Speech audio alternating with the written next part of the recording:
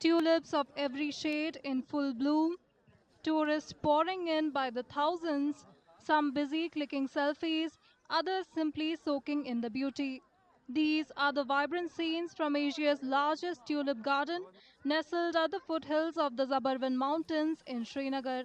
Since its opening on March 26, the garden has already welcomed 2.5 lakh visitors. The Department of Floriculture said the garden has drawn impressive footfall with a steady influx of both domestic and international tourists.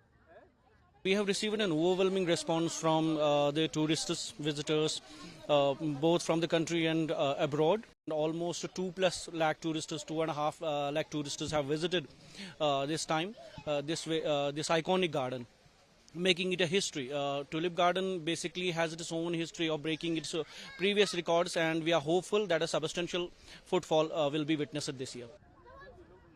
The department is hopeful that all previous records will be broken this year as more and more tourists continue to throng the iconic garden.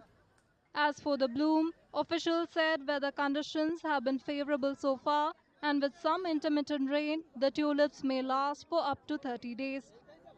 Its blooming period depends entirely on temperature. This from the month of the March to April, and currently it's very congenial conditions over cloudy. If intermittent rains are there and sunshine is very a bit less, then it will last for 25 to 30 days.